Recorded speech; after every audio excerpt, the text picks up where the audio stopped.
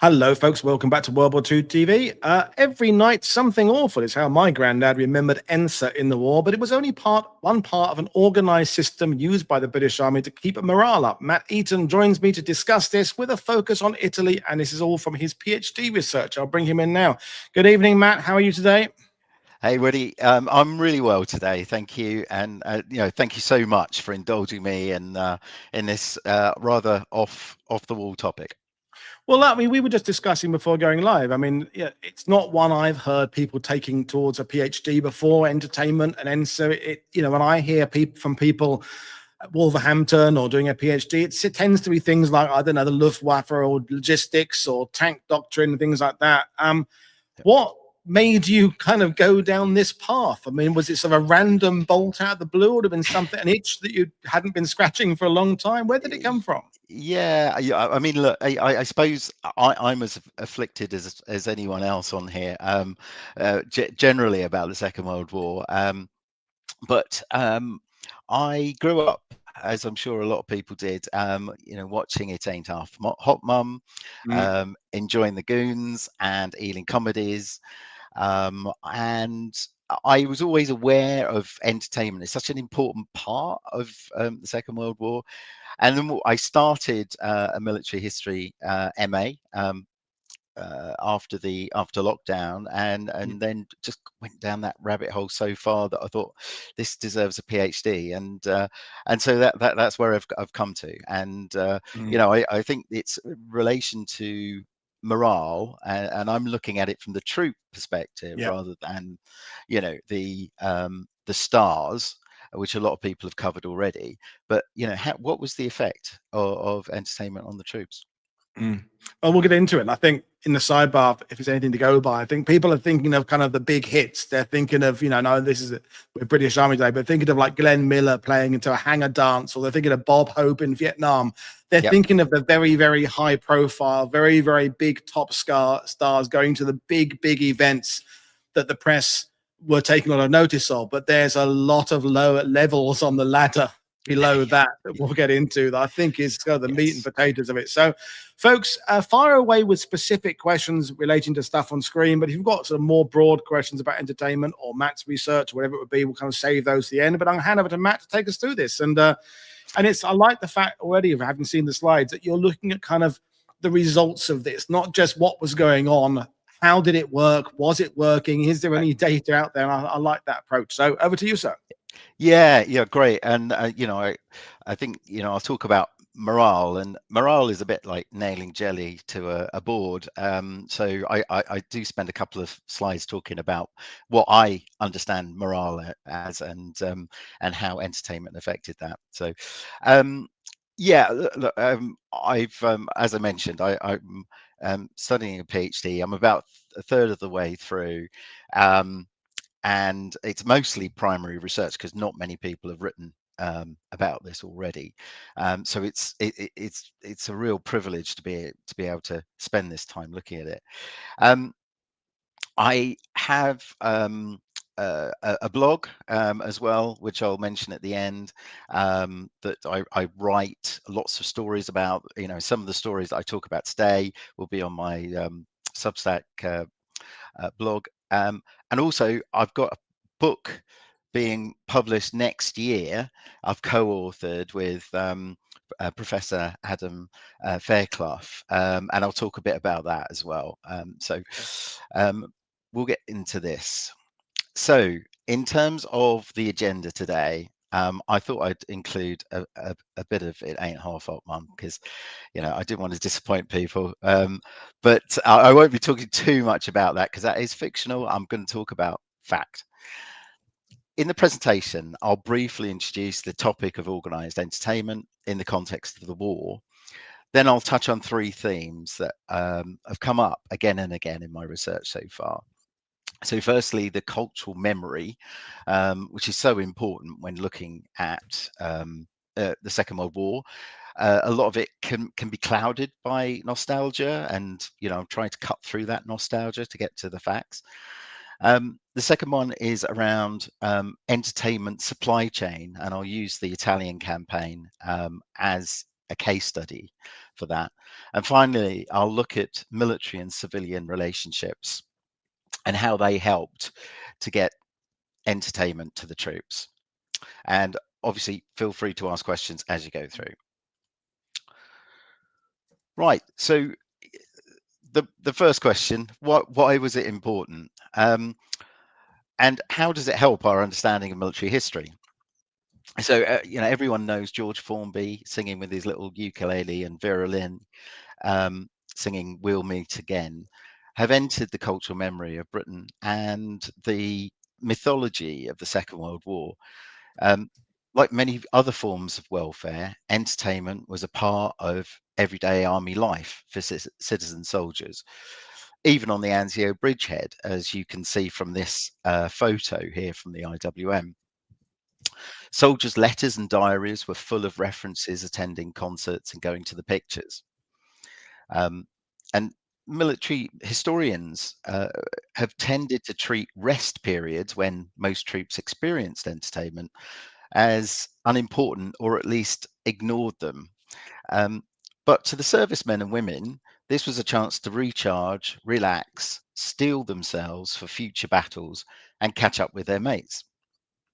For many troops, entertainment was a way of briefly escaping the realities of the war, or for those in rear areas or RAF stations, escaping the realities escaping the boredom of daily routine. I would argue that it went further, actually, and represented an important link to home and a reminder of why they were fighting. Whilst entertainment has generally been linked to maintaining troop morale, few historians have explored this in any detail. Right, so I mentioned about morale and nailing jelly to a wall. I've been very much inspired by Jonathan Fennell's work on morale. The People's War and his book on North Africa are really fantastic. He doesn't mention morale very much, though, so that was one of the things that drove me to look at it a bit more carefully. It's a slippery concept to define and very difficult to measure. But he came up with some great ways of measuring it, which I've adopted as well. It's often described. Morale is often described as the willingness to fight, and that was a description that was widely used in the Second World War, and it's been cited by Napoleon to Clausewitz as being critical to victory. It's easier to measure the results of poor morale than the factors that influence it. Observed results of poor morale are disciplinary problems, desertion, sickness rates, battle exhaustion, and even mutiny. Many factors were recognized during the war as influencing levels of morale, and these were reported on as part of the morale reports that Jonathan Fennell draws on so widely.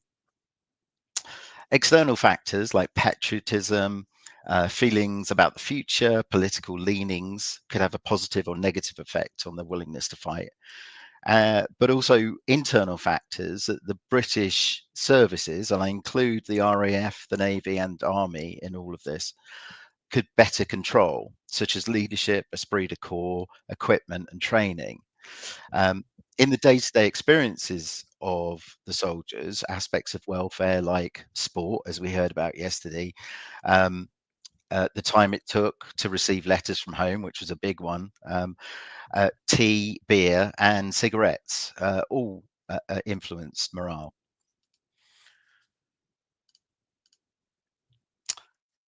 So organised entertainment was a key weapon in the British services arsenal in its fight against boredom.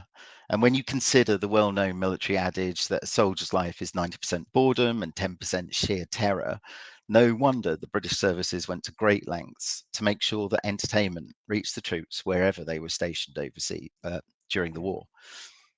My thesis is that entertainment, unlike other forms of welfare, was both an external and internal factor. External, in that it was organised by civilians, partly funded by the Treasury, and often provided an important link to home, and an internal factor in the way that it was organised and delivered by Army welfare, and how soldiers were encouraged to set up their own entertainment in the form of concert parties, bands, etc. You've already got me thinking, Matt, about Jonathan Fennell's work, which I also think is fantastic. And we can see the results of low morale, as you say, desertion and lack of unit cohesion and things like that. And speaking to the veterans as I have, it was something that kind of seemed to spread like wildfire. A couple of people grumbling and moaning becomes a whole squad of people grumbling and moaning, and suddenly a whole company. But I don't know that I've ever thought about the thought process of the opposite of bad morale. When you have good morale. And I was thinking when you were talking, I will say to my partner sometimes, I'm a bit bored today, but I don't know what the term is for the opposite of bored. When you're not bored, what is the term for not being bored? Or not, or the opposite of depression. So I think analyzing how to keep people happy who don't know that they're not aware they're happy. They're not even aware haven't got bad morale. They're just on a kind of a normal footing, if that makes sense. So I think it would be really interesting kind of analyze how you keep people's pecker up, so to speak, because it's difficult to define. It's difficult to define what good morale is, but bad morale is easy to see. Exactly that. And and that is that a challenge of the research. But I'll go on to talk about how I've overcome that in certain areas. So during the war, I mean, when you think about entertainment, it was a lot more than just a ukulele and violin. Mass media allowed entertainment to be brought to thousands more troops than in the First World War by using radio broadcasts, newspapers, cinema. I know some of that was available during the First World War, but in the Second, this really was taken hold of by the British forces. Cinema was perhaps the most readily available form of organised entertainment. And overseas, this was provided in static theatres by a civilian body, the Entertainment National Services Association, or ENSA, but also via mobile cinemas provided by the Army Kinema Service, AKS. Apparently, the reason they used kinema was because they didn't want to use, for acronyms, they didn't want to use ACS for some reason. And anyway, it's the Army Kinema Service. That's just what it's called. Unsurprisingly, troops preferred the escapism offered by musicals, westerns, and comedies to war films. And some war films were banned altogether by the army. George Formby and Gracie Fields were the most popular stars of British cinema, and in fact, the highest paid performers at the time. They were paid more money than a lot of the people in Hollywood. I mean, they had phenomenally successful careers before the war, coming into the war. Their working class archetype film characters provided a useful model for the troops. Faced with adversity, their cheeky, optimistic attitude wins through, preferring a wink, a smile, and singing a song than succumbing to gloom. It was therefore not surprising that General Montgomery was a big fan of Formby and Fields. The scale of cinema entertainment shows its high demand and popularity with the troops. Just looking at Italy, by October 1944, approximately 1.2 million visits were being made each month to see some 2,500 film shows. It was supported by a significant logistical supply chain, and the only reason more film shows were not being provided was the lack of transport, shortage of 16mm and 35mm projectors, and a limited supply of films.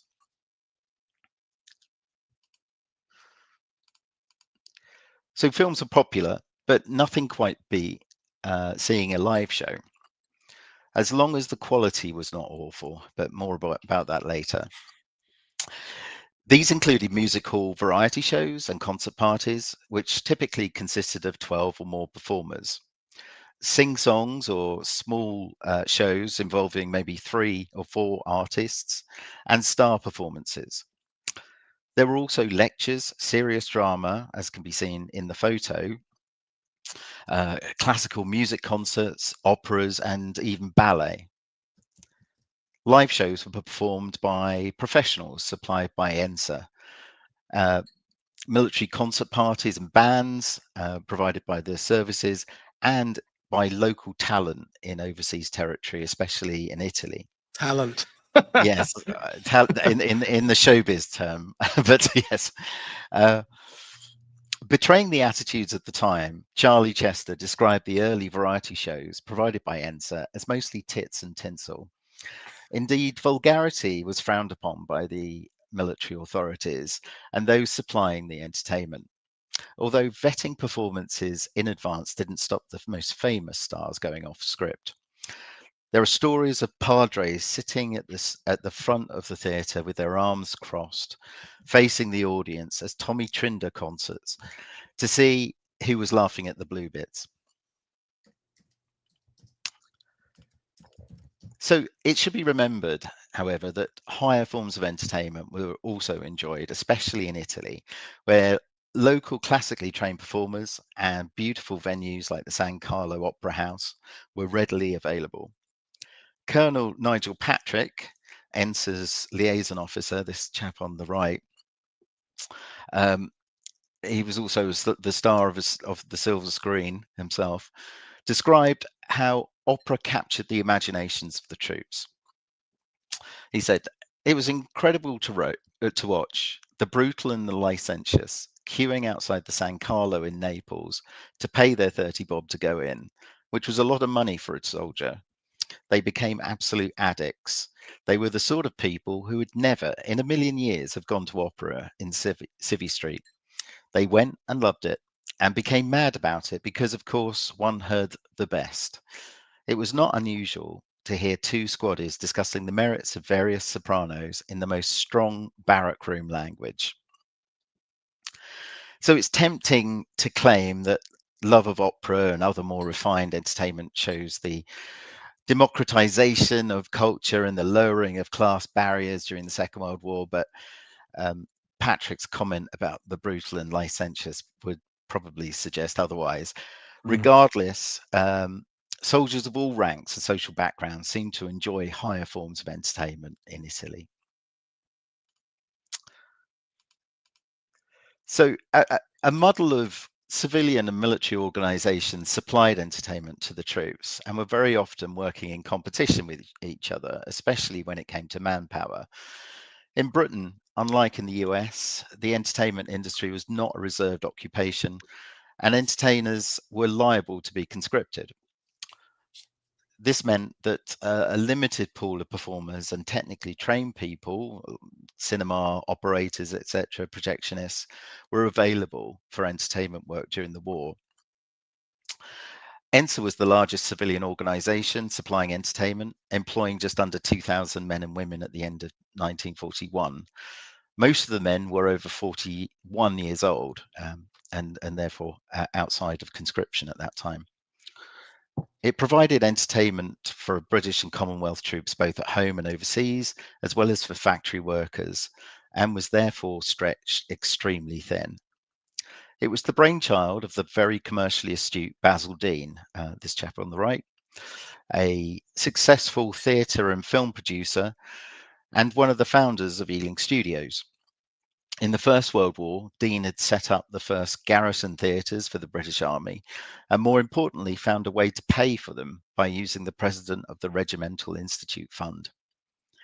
ENSA was born as the entertainment branch of the Navy, Army and Air Force Institute, or NAFI, in 1939, the idea being that it would be paid for by the profits raised by the troops spending at the NAFI canteens and clubs. By 1941, it became clear that this source of funding alone was not sustainable, and the Treasurer supplemented ENSA to the tune of 1.3 million a year. Each year after that, the Treasury added more and more to the ENSA pot in order to keep up with demand. ENSA was also formally recognised by the government as the sole source of supply of professional entertainment for the armed forces and civilians engaged in government contracts. So when working overseas, ENSA personnel, like other NAFI workers, were enlisted into the Royal Army Service Corps, Expeditionary Forces Institute. ENSA performers were given their own uniform and the honorary rank of lieutenant. This helped them secure billets and transport whilst abroad, but there was a very practical reason for wearing a uniform as well. There was a great deal of anxiety about what would happen if a civilian performer was captured by the enemy and shot as a spy. Mm. The photo shows a number of ENSA concert parties in uniform outside the ENSA HQ, Drury Lane, before departing on a tour overseas. So ENSA had a quasi-official status, and this led to several challenges. Firstly, although the work of ENSA was called national service, it was carried out purely on a voluntary basis. All ENSA performers were paid volunteers. They were paid a maximum wage. It started off at £10 a week. It went up to compete with American service entertainment later in the war, but it was capped, much less than they would expect to earn in a theatre. But it was regular work. They couldn't be ordered to do things, and not everyone wanted to join. Noel Coward, for instance, distanced himself from the organisation. Secondly, the commercially minded ENSA, led by Basil Dean, clashed with the not-for-profit NAFI, and they disagreed about budgets. And finally, at various times during the war, the army wanted to do away with ENSA altogether and take full control of all entertainment provided to troops overseas. This was partly due to the perceived high costs of ENSA, but it also was a nod to the importance of entertainment in maintaining morale. And they knew that they couldn't rely completely on a civilian organization. This became further complicated when Army Welfare announced that it would run its own cinema service and some of its own broadcasting in early 41. ENSA found the military red tape very restrictive and despaired at the lack of understanding shown by Army welfare officers. Coordination suffered, with performers being sent to the wrong place or ENSA artists finding themselves having to sleep on the floor as billets and suitable clothing had not been provided. So, since the First World War, servicemen had been encouraged to organise their own entertainment, and many of the original divisional concert parties from the First World War, like the Balmorals, were resurrected in 1939. As the war progressed, this was joined by the Royal Air Force, RAF gang shows, military bands, dance bands, and the Central Bureau of Artistes. So the Army's central pool of artistes, or Central Bureau of Artistes, they became known as the Stars in Battle Dress, was formed by Basil Brown in September 1941 and provided a way to make the best use of the many professional performers who had already been conscripted. This was formed in direct response to recommendations from the Haining Report after the retreat from Dunkirk, which proposed that the British Army needed to be more self-sufficient when it came to entertainment, again, for morale purposes. Unsurprisingly, the shows put on by the Stars in Battle Dress were careful not to undermine military hierarchy, and while officers were not allowed to act on stage and made to look like a fool, they were allowed to direct. By 1945, the pool of artistes had grown to 200 and counted comedy greats like Spike Milligan, who can be seen on the left playing in his trio in Italy, Harry Seacombe and Terry Thomas. Comedians who became household names later in the 20th century, such as Peter Sellers and Tony Hancock, learned their stock in trade in the RAF gang shows, entertaining unforgiving crowds of servicemen and women. Their humour was often more sardonic, darker, and barbed than the civilian entertainers from the old music hall tradition and ENSA.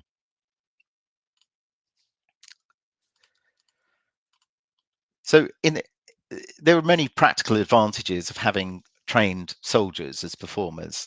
coming under direct military control, being self-sufficient, mobile, and being able to fight if required.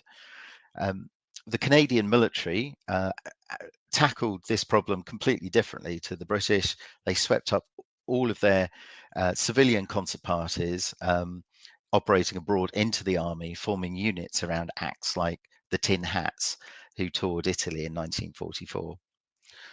Troops watching their own mates performing on stage provided a rapport which civilian artists could not hope to match. I found scripts for pantomimes put on by army units in the National Archive, like this one from Rome in December 1944 for Babes in the Wood. They're full of in-jokes, as well as some really interesting gags about American GIs and the Beveridge Report. They're all designed to take full advantage of shared experience.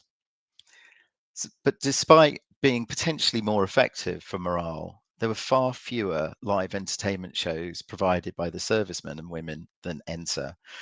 This was hardly surprising when you consider the shortage of manpower in the British Army as the war progressed. Mm.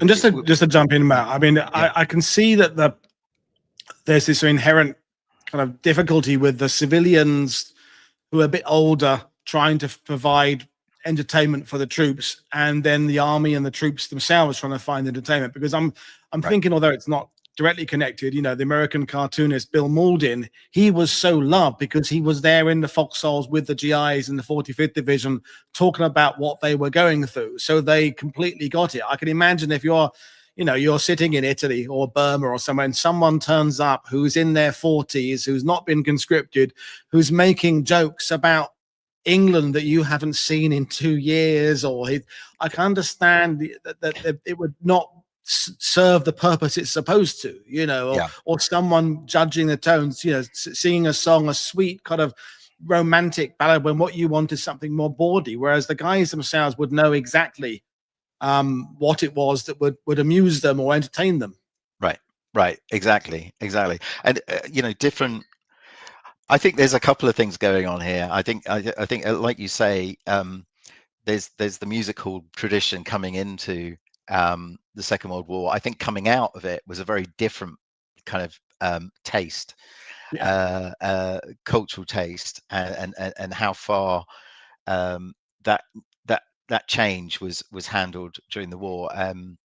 It's. I mean, as you said, it's interesting, that George Formby. I mean, obviously George Formby did have a career after the war, but George Formby, Gracie Fields, they're sort of representing a comfortable pre-war era, slightly older, slightly, good taste, not, and then out of the war, as you say, some of the people that, Spike Milligan and others were very progressive and modern and anti-establishment, and as you say, sardonic and satirical, and it's an interesting concept that not only is there's this issue about trying to provide entertainment, but what sort of entertainment did people want at the beginning of the war, right? And what sort of entertainment did they want at the end of the war? We finished the war with a Labour government in the UK, very different to the government that we started with. So people's outlooks change, people's interests change. Do you want to be comforted by nostalgia, or do you want to be given something to take you out of where you are? It's a fascinating dilemma. I can imagine these people putting these bills together, like, okay, is this too tweed? Do they want tweed? Do they?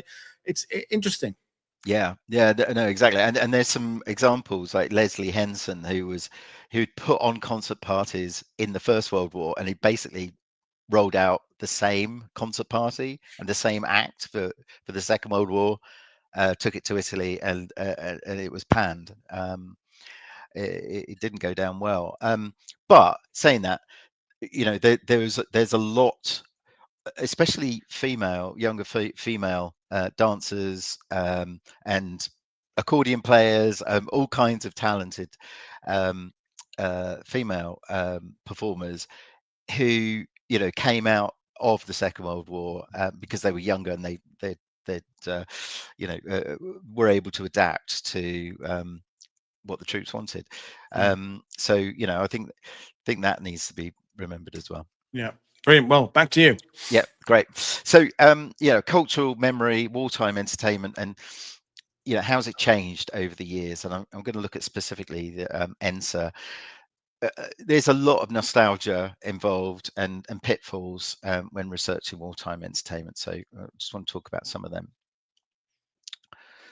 Right. So memoirs by show business celebrities like Jack Hawkins and Spike Milligan highlight their experiences performing for the troops. George Formby didn't ever write a memoir as such. There have been a biography written about him, but it wasn't. He carefully curated his persona. Uh, um,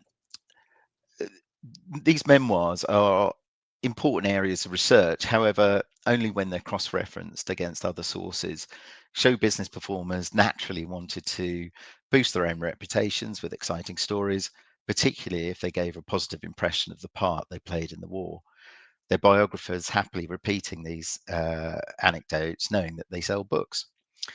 Um, Show business history books also provide a nostalgic view of entertainment, heavily relying on anecdotes, some clearly apocryphal or difficult to cross-reference with other sources. And they're possibly too invested in protecting the legacy of the stars rather than a critical examination of the topic. They don't reflect the sources of the time, with organizations like ENSA coming in for a lot of criticism from the press, military, and government, as well as some of the troops, both during and after the war.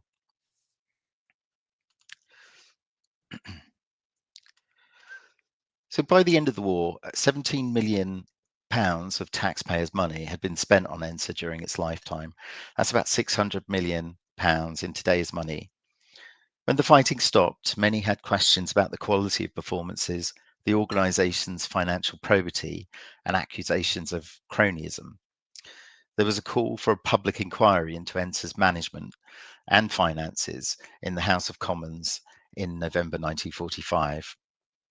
Defending ENSA, Evelyn Strachey, the Under-Secretary of State for Air, damned the organisation with faint praise, saying, "I've attended one or two, I dare say a dozen ENSA shows in my service career, and I must admit that some of the worst hours of that career have been spent in ENSA shows.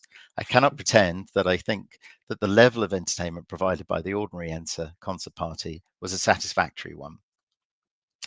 A public inquiry was avoided, but ENSA was wound up in August 1946 and it was replaced by the Combined Services Entertainment, or CSE, organisation. Appropriately, the man who first joked that ENSA stood for Every Night Something Awful in 1939, Tommy Trinder, gave the final ENSA performance in India. Perhaps inevitably, it didn't take many months before Trinder dubbed the new CSE organisation as Chaos Supersedes ENSA. With friends like Trinder and Strachey, who needs enemies? Based on the large number of appreciative letters sent to performers by the troops, only a small proportion of the 2.5 million shows ENSA provided during the war were awful. However, sadly, the criticism stuck. It did not help that Basil Dean was not an easy man to work with and rubbed a lot of very influential people up the wrong way. So much so that in January 1944, Churchill wrote a memo asking his ministers if it wouldn't be better to replace Basil Dean altogether. The final cruelty was to leave ENSA out of the victory parade altogether in 1945. A decade later, Dean published his defense of ENSA in the Theatre at War, mirroring the conflict. His memoir swaps the Germans for the NAFI, the War Office, and the press as their enemy. It's a fascinating read in which he writes bitterly about the legacy of ENSA. However, it needs to be read with caution. Dean does not tell the whole story, and he carefully curates his own legacy. Mm-hmm. So I've grown fonder of ENSA the more I've researched the organisation.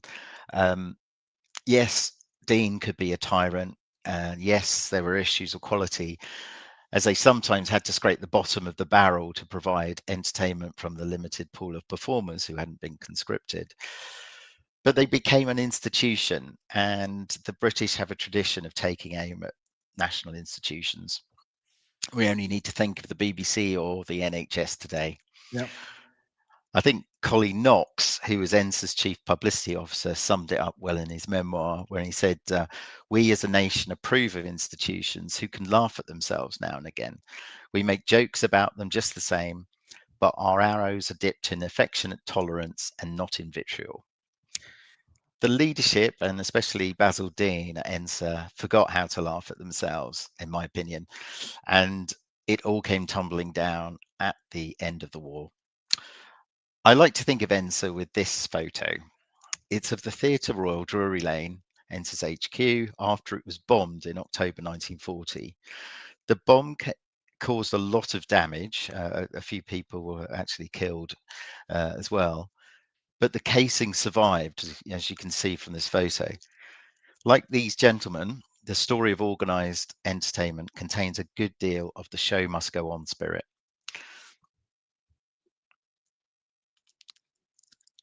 So, as the dust settled in the 1950s, ENSA was fondly remembered. A prime example is the 1959 film Desert Mice. This comedy, it's such a good comedy, starring Sid James and Irene Handel. It's a classic, and I urge you all to watch it. It's free to watch on YouTube or that other one on with Prime. It tells the story of an ENSA concert party and relations with a hapless army entertainment officer as they tour North Africa. The film would have appealed to the affectionate and sometimes painful memories of the wartime audience members.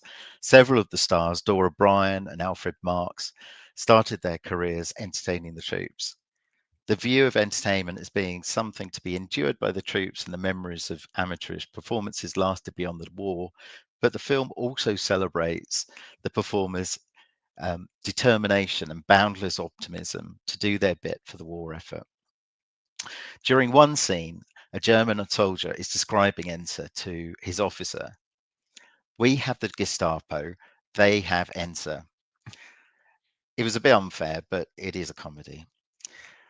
Quality versus quantity of entertainment is an important theme in my research.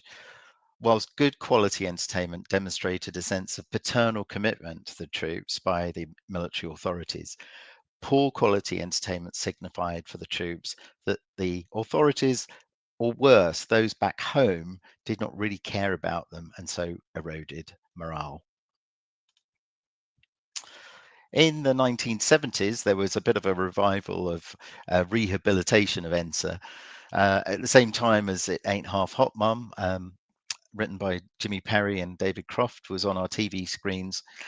It was the 30th anniversary of the last ENSA show in 1976, and the Sunday Times magazine published a feature edition. Patrick Nicholson interviewed an 88-year-old Basil Dean and one of ENSA's fiercest critics, Wing Commander Millington. As a member of Parliament in 1945, Millington recalls his indignation.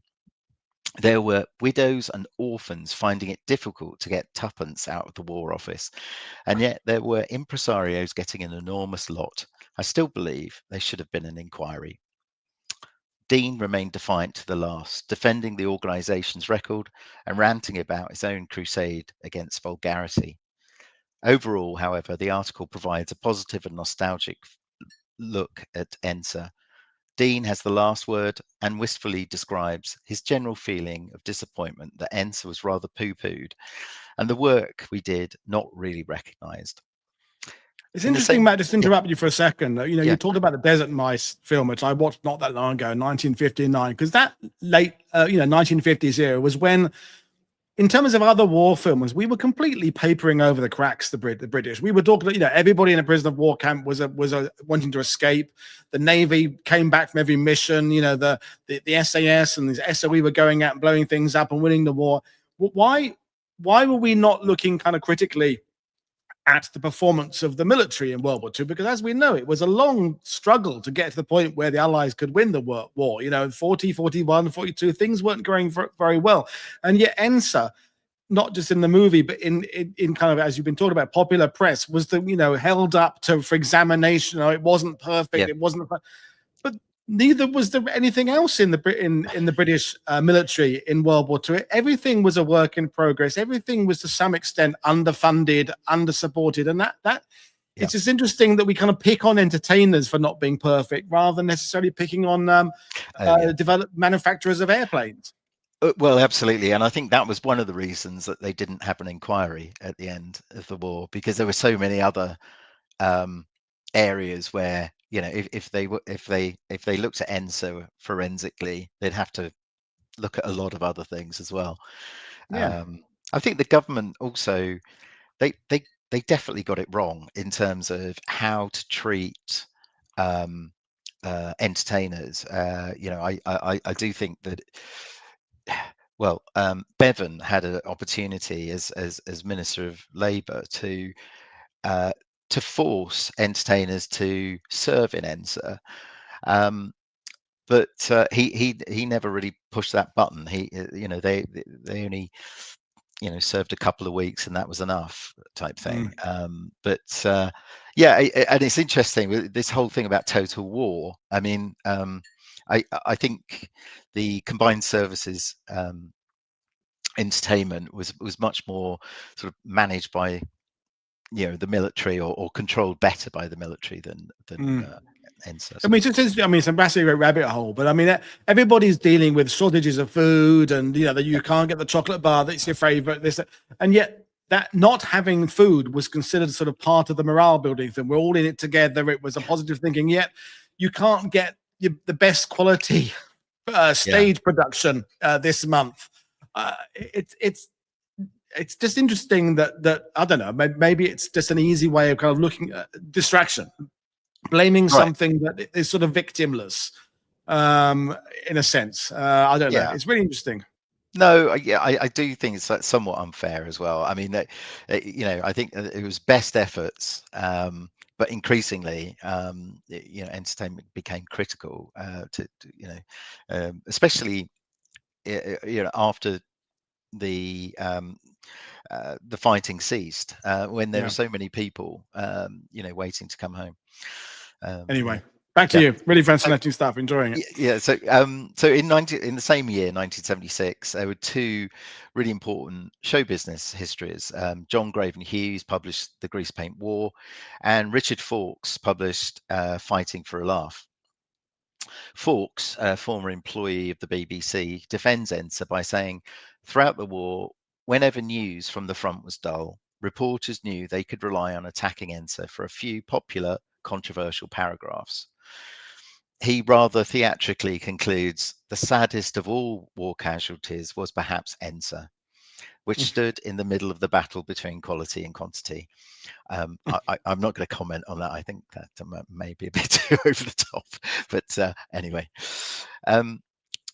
as first-hand memory of the war has faded, so too has the memory of ENSA's criticism in the press and the government, and we are left with nostalgia.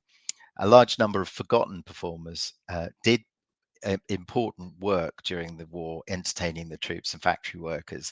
They put up with very harsh conditions, danger from enemy fire, and sickness to visit the troops wherever they were.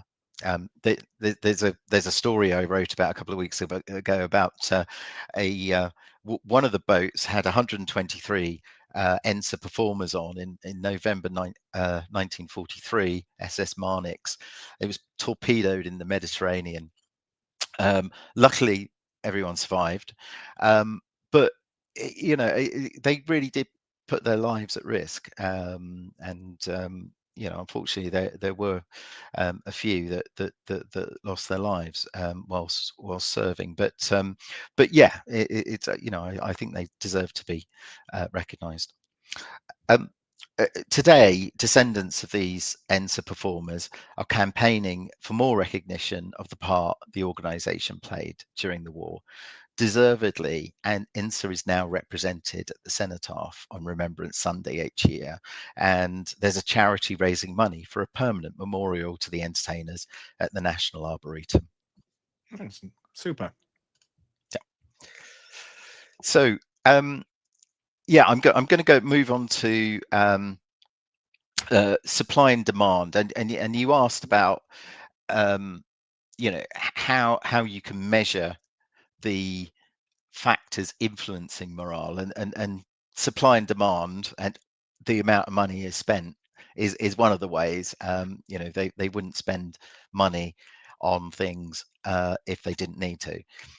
So that's one of the ways I'm looking at this, and I'll look at the the Italian campaign in particular. It also allows us to be objective and not subjective. So, one person's every night is something awful is another person's fantastic performance. So yeah, this is a way of getting around that. Firstly, let's deal with morale and therefore demand in entertainment in Italy. British and Commonwealth troop morale fluctuated across formations, units, and individuals during the campaign. Factors lowering morale in Italy were broad and varied. Include I don't need to tell the audience here, but they included things like the German army's determination to defend every square inch of territory, the weather, the harsh geography, the lack of supplies, the lack of air cover during the winter months, the lack of troop replacements, the lack of an overall plan. I don't need to go on. Parallels have been drawn between periods of attritional fighting during the Italian campaign and the First World War. Added to this, there were high rates of disease, homesickness, venereal disease, war weariness as fighting entered its 5th year.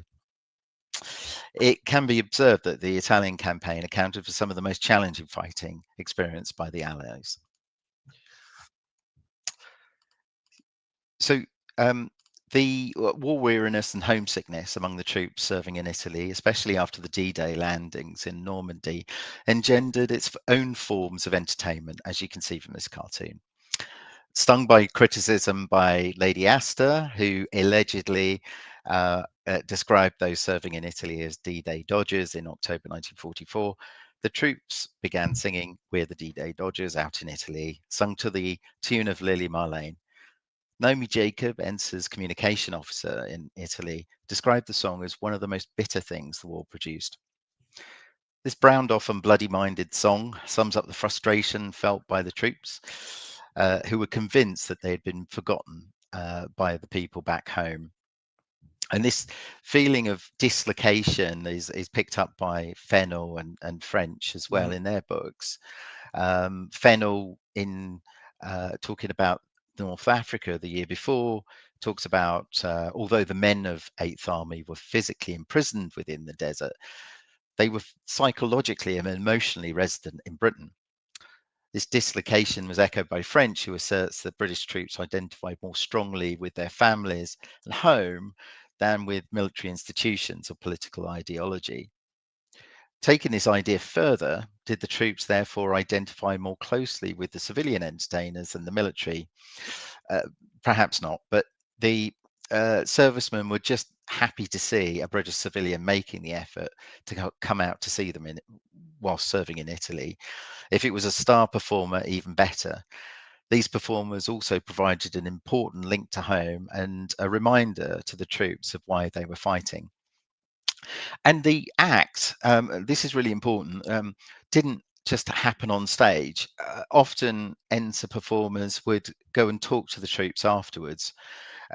Joyce Grenfell, in her memoirs, she used to tour hospital wards, but she used to spend longer talking to the troops, writing letters home for the troops. Just bringing news from home than she did actually singing or doing her act. So it really was an important link to home. So the military authorities went to great lengths to satisfy the demand for entertainment wherever they thought it was needed. In the narrow bridgehead at Anzio, a tiny dugout cinema, the Anzio Ritz, was built to help release the pressure of the troops under frequent fire.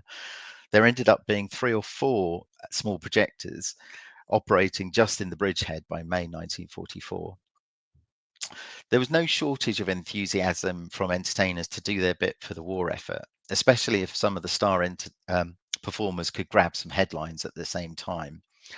West End performers like Ruth Howard entertained troops on the back of a truck during her visit to Italy. But Ms. Howard was not alone. She was part of a 12-person company of civilian artists, and a complex logistic train was in place to allow them to tour this war zone. In addition to getting the company out to Italy from Britain using precious shipping capacity, along with costumes, props, and if they were lucky, a piano, once in country, they relied on the RASC, the Army Welfare, to provide transport, food, lodging, and an administrative trail to ensure that they were in the right place at the right time. Civilian artists also had their own hostels in the major cities and even their own rest camps. The use of entertainment within the British Army evolved during the Italian campaign, reflecting the changing military requirements and demand from the troops. Welfare improvements were made to raise morale, such as establishing permanent rest camps for those who could be taken out of the line, like the 8th Army's camp in Bari.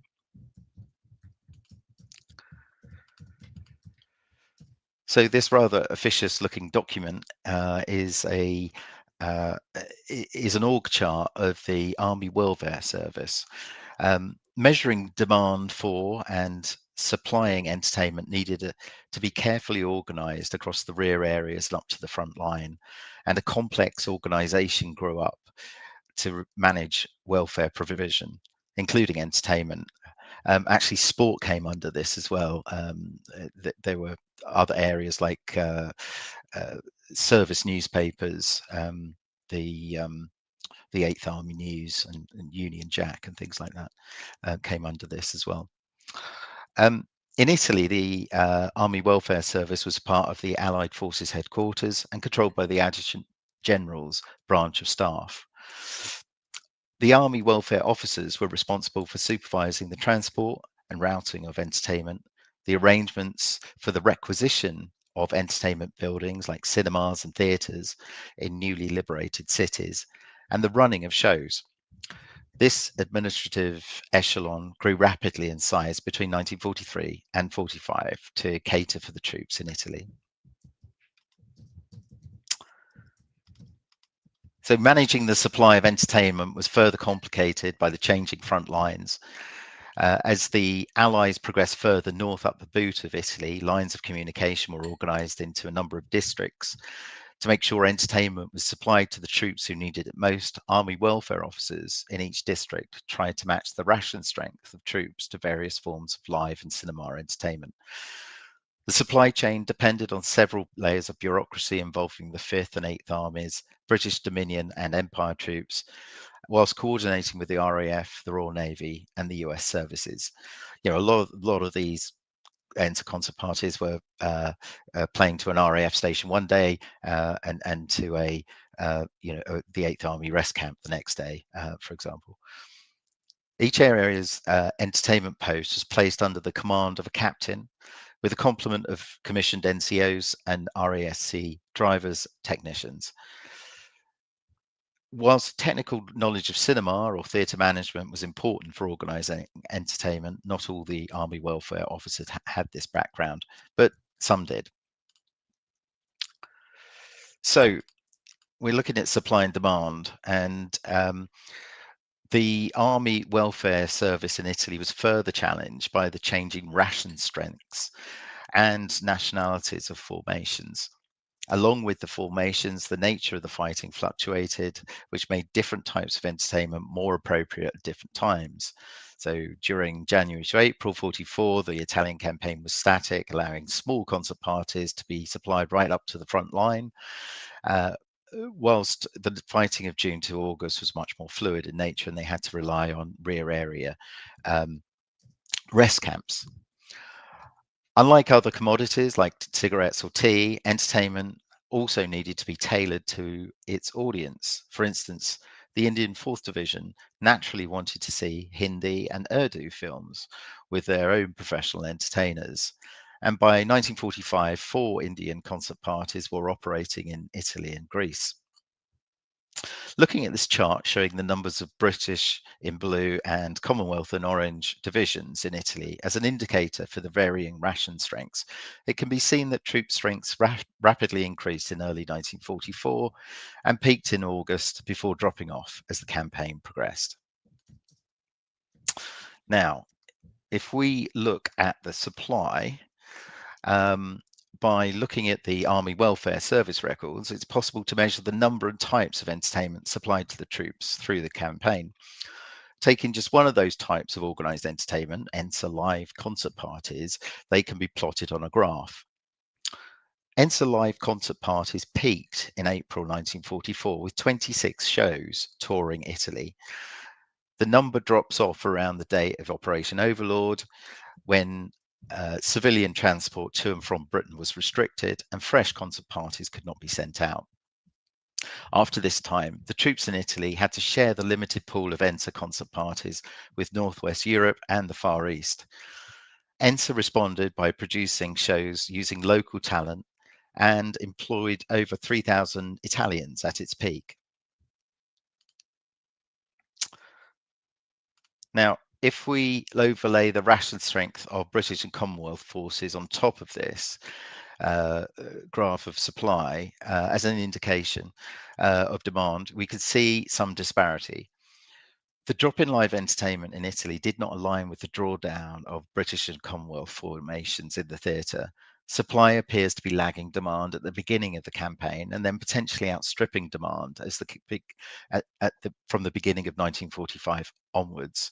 This could be explained by the growing number of restless troops not involved in the fighting and needing to be occupied. What was the effect of this on the troops in Italy after August 1944? Did it contribute to the feeling of being a D-Day dodger? I hope to examine this relationship between the supply of entertainment and morale further as part of my research. And finally, in this section, as live ENSA shows decreased, the Allied forces in Italy looked for other sources for entertainment. The chart shows these different types, such as RAF gang shows and stars in battle dress, increasing as ENSA live entertainment concert parties touring Italy fluctuates. This emphasizes the importance of the military authorities placed on entertainment to the troops to maintain morale. Okay, so I've looked at supply and demand, and now I'm going to look at the relationship between military and civilian organizations.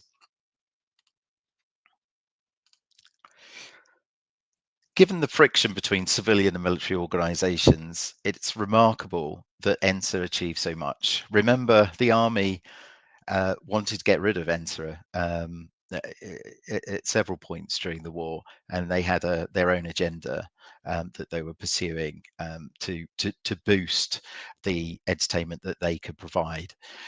So yeah, there was a lot of friction. One of Basil Dean's greatest strengths was his ability to influence senior political and military authorities to get around red tape and smooth the way for ENSA. For example, after being turned down on multiple occasions by the War Office, Dean used his Whitgift school connection with Air Marshal Sir Arthur Tedder in May 1943 to arrange for air transportation of civilian ENSA artists from Gibraltar to Tunis. The photo shows Tedder and a copy of the introduction he gave to ENSA administrators, which basically said, to whom it may concern, just help them in whatever way you can. This allowed Dean and other ENSA administrators to jump on planes as and when needed and be transported freely around the war zone. Similarly, Virginia Vernon, ENSA's chief welfare officer, used her connections with Lady Louis Mountbatten to provide unfettered access to air transport across India and Burma when she visited in 1945. Joyce Grenfell, niece of Lady Astor, stayed with Harold Macmillan when she entertained the troops in Naples. Exerting power through these informal networks across military, political, and civilian barriers has repeatedly appeared in my research.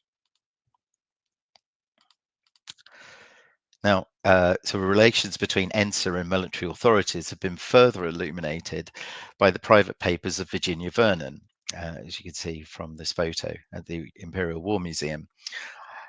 Virginia's letters and handwritten diaries covered the entire war from Arras in 1939 to Rangoon and Singapore in 45. They show a rapidly expanding ENSA organization trying to keep up with demand, working in some of the most inhospitable places of the war. Her job was to ensure that visiting artistes were looked after wherever they performed. But informally, she was also ENSA's chief troubleshooter overseas from 1943 onwards, and this is why I've called her ENSA's secret weapon. Troubleshooting involved everything from putting on an impromptu show for the king in Tunis in 1943 to dealing with wayward young chorus girls who had fallen pregnant whilst on tour of Italy, and establishing ENSA hostels in the jungles of Burma. She developed close working relationships with the most senior military figures like Conyngham and Tedder. However, low to middle ranking officers were often suspicious and were reluctant to help this rather bossy woman. Comparing Vernon's private papers with British Army policy and Army welfare war diaries sheds new light on the topic of how entertainment was organised and administered. I've co-authored a book with Virginia's godson, Professor Adam Fairclough, about this remarkable woman covering the war years. It's going to be published by the History Press in August 2026 to coincide with the 80th anniversary of the last ENSA show. So I'm very excited about that.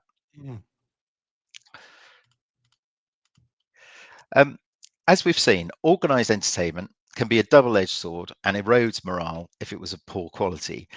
But even if it was the very highest quality, entertainment could lower morale if it was badly organised. This is best illustrated in the story of Gracie Field's tour of North Africa and Sicily. In September 1943, Fields conducted a whirlwind tour, reducing thousands of men to tears with her renditions of Ave Maria. The troops loved our Gracie, and she told them that she would be glad to follow them wherever facilities permitted. Towards the end of September, she received a signal from Field Marshal Montgomery, warmly asking her to extend her tour and play to the 8th Army on mainland Italy. However, due to other commitments, she had to return to New York. A flurry of urgent signals were exchanged between ENSA, Grace's manager, and 8th Army HQ, but to no avail, and she left to fulfill her contract in early October.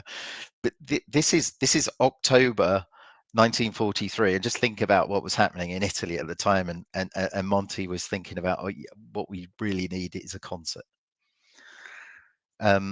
Naples had just been taken, and yeah, they were not in a good place really. So again, I think it just shows the importance that Monty thought about entertainment. The troops in Italy felt snubbed. Their vitriol spilled over into the Crusader, the 8th Army newspaper, on 1st of October, when it published an open letter criticising Gracie Fields. You, as the rest of the top liners who have paid us a flying visit, would have been a greater trooper if you had forgotten your contracts and commitments and stayed with us a little longer. Civilian performers were spread thin. Gracie went back to New York to raise money for the war effort, an important job for entertainers when not performing for the troops, rather than to line her own pockets. However, it does illustrate the importance the troops placed on live entertainment. If not properly managed and expectations set at the highest levels, entertainment could deepen the troops' feelings of dislocation and lower morale. And here's the great man himself. Perhaps influenced by this experience, Montgomery revisited the topic of entertainment in 1944, writing, "Morale suffers as a result of boredom, Boredom is usually caused by lack of variety, not by lack of anything to do. Baths, clean clothing, entertainment, newspapers, and many little things which good administration will provide all kill boredom, but they must be properly organised. Entertainment, if a man misses his meal to see it, is of little value. This emphasises the important role that Army Welfare Service played in managing the logistics and organisation of entertainment during the war. So, in conclusion, I've sorry. My research is seeking to fill a gap in the historiography to examine how organised entertainment was used to maintain British troop morale. Despite several different and at times conflicting organisations supplying entertainment to the British Army serving overseas, demand outpaced supply as the war progressed. The cultural memory associated with entertainers during the war, supported by self-serving memoirs and biographies of performers, presents research challenges as nostalgia has obscured the criticism of organisations such as ENSA.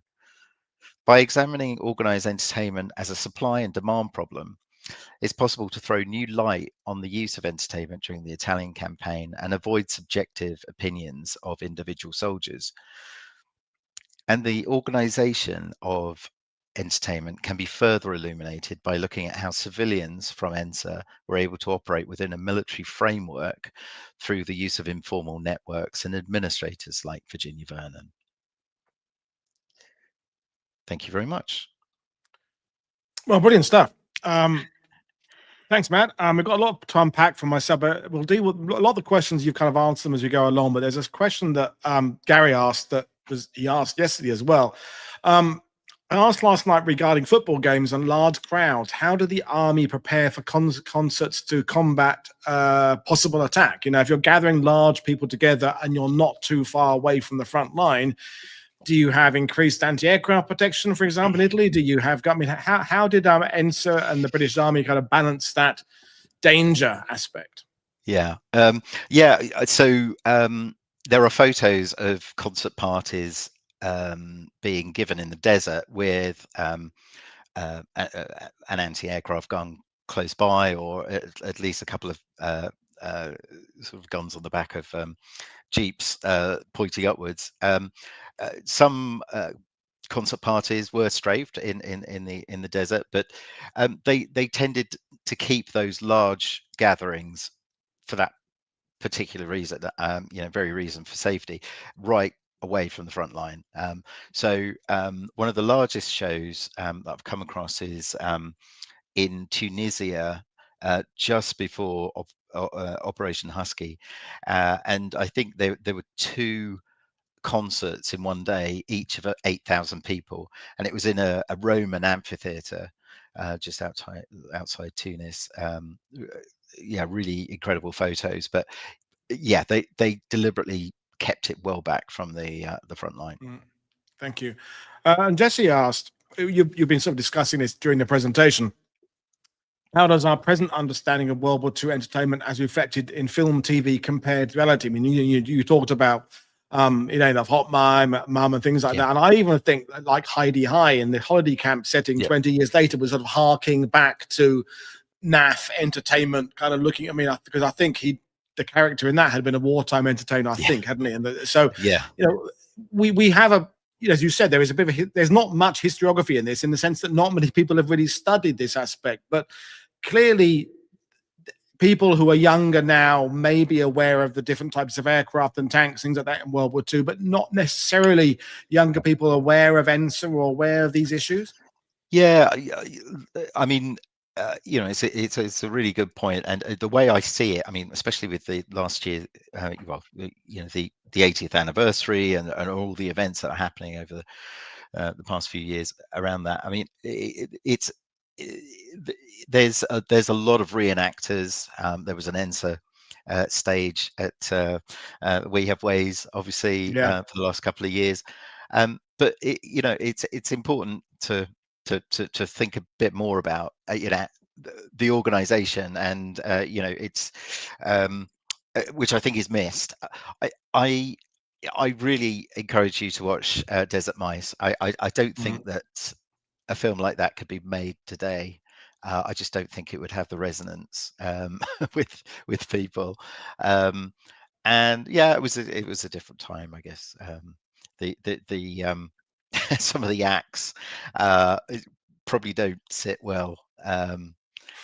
Watching it. I mean, I find Gracie Fields really difficult to watch, to be honest. Yeah, Dan Ellin in the sidebar said, no love lost for her, and my dad, granddad, for example, couldn't stand Vera Lynn. Yeah, He didn't mind Gracie Fields, didn't mind Anne Shelton, but something about Vera Lynn rubbed him up the wrong way. And although I've got a couple of questions from viewers, I want to kind of drill down on that, because your research into the effects of this is that we can see tangible results if in other aspects of World War II, in that if a squadron, I don't know, with P-40 Kitty Hawks or Tomahawks gets given Mustangs, you'd be able to see the immediate response of that, because that would have theoretically a universal impact on that squadron and on that wing's ability to do their jobs. Maybe a couple of pilots have a bit more difficulty getting used to the new aircraft, but it would just have an instant effect. But entertainment is so yeah, subjective, isn't it? I mean, yeah, in that, in 150 guys in a company going to see a show in Italy, some might want to have nostalgic tunes right, about the home front, and like even yeah, I related an Easy Company Band of Brothers story last night. I'll do one today. While Bill Garnier, when they were in the Foxholes in Bastogne, someone got a civilian radio set, and White Christmas came on the radio. And he said, I threw the radio out to no man's land, and they emptied 8 rounds out of my M1 Garand into it, because the last thing I wanted to be reminded of sitting in those foxholes was people thinking about Christmas and, sitting around a fire. So timing yeah, and so that aspect of entertainment being subjective. And I'm thinking about the books I've read about people going home on leave, and that some people absolutely loved going back on leave, and they went back to the Navy, went back to the Air Force, and they felt reinvigorated. Other people, you read memoirs, they hated going home because somehow it the people at home didn't say the right things, and they right, didn't know what to do with themselves, and they felt they weren't part of their unit, and they went back to their squadron and never took leave again. So again, very subjective, very different reactions to situations. So how yeah, does that complicate your research when yeah, you can't look at a bad comedian? Some people might laugh at him, and some people will laugh with him. How on earth do you kind of consider that when you're doing your research? yeah. I mean, look, we're talking about sort of Easy Company. I think you touched on a really important point, which is the experiences of troops are very different between those fighting on the front line and those in rear areas, Yeah. base wallers, as and all of that. I mean, my granddad was a corporal in the RAF, and he was an accountant. He was in East Africa for most of the time, in Nairobi, and then Cairo.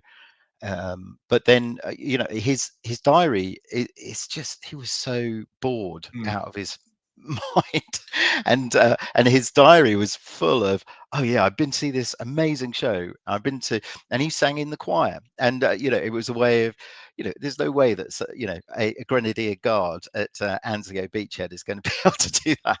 And so I do, so what I'm going to do, and this is what my focus of my research at the moment is look at the troop experiences, and I'm deliberately choosing frontline troops, and I'm right. actually going to look at the RAF as well, um, Yeah. partly because their records are so beautifully bound and looked Mm, after, but they wax lyrical about some of the entertainment, because they had a lot more time on their hands. So mm. yeah, yeah, So I suppose I'm that, assuming if anyone's watching this, and there are literally tens of thousands of memoirs about World War II. If someone's watching this, has watched this show, and then they're reading a book about a wing commander or an ERC somewhere in some unit, and there is a reference to going to see some form of entertainment, and they comment on it either yeah, favorably or negatively, you'd like to see that, have that yeah. pointed out, so you can build up some kind of database of what reactions were. Yeah, exactly. I mean, I think it's not the whole. picture, because I mean that, as we've been Yeah, discussing, it's like quite with the subjective. memoirs of those. But Yeah, but it can help. Yeah, but yeah, I'm especially interested in experiences of military concert parties or RAF gang shows. yeah. Um, a lot of RAF stations had their own concert parties as well, and if there are, if I can. I'm trying to compare the two, and if one is more effective than the other in terms of raising morale, it's not an easy thing to do. But And I mean, I guess there's also some kind of benefit into kind of cross-checking from like the war diaries or after action yeah, reports that if a unit has a 48-hour whatever break and they all go and see a concert with so and so on September the 17th, and then September the 20th they successfully achieve what it is they're supposed to do in the front line, and they have, can you draw a direct connection, say, oh, it's all because they went and saw it's is it very difficult. I mean, complicated, isn't it? talking about war diaries, I mean, different units, formations have different levels of description. But what I found is the Fifth Grenadier Guards is the best one I found. The guy is obviously uh, a frustrated author, and he writes reams and reams about this opera that he went to see. And again, you got to take it with a pinch of salt, but it's and it is in those areas where it was just before the Anzio bridgehead, or going to Anzio, they had a rest period. They had a couple of concert parties, and the Naples Opera Company came in and sang for them or something. But yeah, it's exploring those Yeah, I different mean, areas. the reasons people might want to go to show. We'll do a couple of questions in a second. I'm the book I'm working on right now. I say I'm working. I haven't done much for quite some time, but I will get back into it again. There's a particular war correspondence book I'm looking at because he was visiting La Haye Depuis, which I'm writing about, and he will talk about seeing dead people at the side of the road, and then sometimes I can think, am I missing a page in his memoir? And then suddenly he'll be in a hotel somewhere talking about the foie gras he has and how wonderful it was that the waiter had a so and so. But I'm thinking, is that part of his process? Is that part of his, he's just dealt with death. And so now it turns into 2 pages of like restaurant reviews in the middle of 1944, and then only 2 lines about the dead bodies. So, I mean, I wonder whether, people's experience of a show, even if it's a bad show, again, would still take them away from the war. But we have a really good question on that line.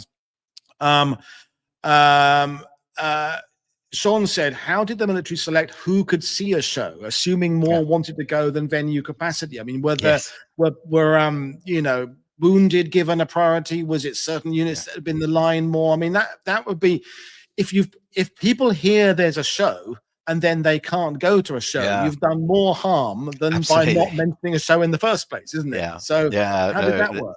that's a whole other area actually. Yeah. Yeah. So it depends. So where you've got people fighting and then coming out of the line, um, they were they had mobile concert parties, usually you know 2, 3, 4 performers, and they would make sure that they were kept together as much as possible, um, or at least cycle through to watch it in turn. For base areas, RAF stations and things like that, there was a ballot, uh, Right. and you could apply for the ballot and get a ticket. Okay. Thank you. And then the final one from Scott Grimwood. Did ENSA ever do combined shows with the USO? Uh, they tried to, I think. So Basil Dean went over to New York in uh, early 1942 to try and bridge, um, the Atlantic, and sort of say, "Look, we're here, and you can use our facilities." And but the USO didn't really want to engage that much. There was some overlap. There were some English entertainers who appeared in the USO, and similarly, some of the British troops got to see USO shows, and vice versa. But it's quite interesting if you know that crossing different cultures. I've been researching the Canadian entertainment, and they really didn't like ENSA. I mean, they thought it was just weird. You know, the way they talked, the humor, they just didn't get it. And you know, quite early on, you know, ENSA had been offered to them and said, "Don't worry about entertainment. We've got you covered. We've got these guys." They said, "Thanks very much. We'll sort ourselves out things." So yeah, it's quite interesting what actually translates, and I'm not sure you know, all the USO shows would translate and vice versa. So definitely not enter to the US. Cinema was different, obviously, because most of the films came from you know, a lot of films came from the US as well. So Yeah, there the were Republic's viewers. B-movie serials, things like that, nice and short, 70 minutes, 60 minutes. Yeah, Disney movies, Disney. big. Yeah. Brilliant. Trevor Sheehan has mentioned he has a collection of Cairo 1944-45 concert programs, and that the Tunis Telegraph has some reviews. So I'll put him in touch with you. You're talking about the fact that the Fourth Indian Division, which we're talking about in a few weeks' time on the channel, with lots of Hindi and Muslim and what having Gurkha troops, things like that. Yeah. So they would have their own entertainment to some extent. Jim Walsh asked, were there any non-white entertainers? I mean, I'm going to open the question out to, obviously the American art military is segregated to some point, but within the ENSA, I suppose it doesn't. There'd be some vetting of potential spies of Germans, Italian entertainers. But I'm assuming there were people of different color. Yeah. I mean, Josephine Baker was the biggest, you know, example, but there were others, and you know, back at home, you know, in Britain, you know, they had different nationalities. So, you know, they had a Polish concert party. The Polish ballet toured with ENSA as well during the war, and there was an Indian concert party that was founded in Britain, that was sent. Actually, it was going to be sent to India, but it got diverted to Italy, and it was a real success. So it was very popular. Yeah. So yeah, there was some. Okay. Yeah. Well, people are suggesting in the sidebar that you come back and do a show in the future about people who made their careers in World War II in entertainment and then became famous. You already touched on that earlier on, or they're saying good luck with the PhD from Trevor. So it's given people food for thought about another aspect, like with the football show yesterday, about the fact that there is some thought being given beyond what weapon a soldier has to is his morale up. And I say it is an interesting abstract thing to measure morale, whereas you can kind of measure effectiveness of tanks to some degree. But this is a subject that I think has legs. So brilliant stuff. So folks, I'm not back till Thursday. I'm having a day off tomorrow. I've got two shows Thursday and Friday about the US 5th Air Force, so out in the South Pacific, Guadalcanal, New Guinea, places like that. So that's looking forward to them. And then I'm getting in the middle of scheduling all my Battle of the Bulge content, other stuff for December. But Matt, fantastic stuff. It's a really niche show that itched to scratch I didn't think I had. So good luck with everything. And if people want to get in touch with you, they can do it via the Substack page, which is listed in the description. So there we are. Fantastic stuff. Cheers, everybody. Thanks, Matt. Bye.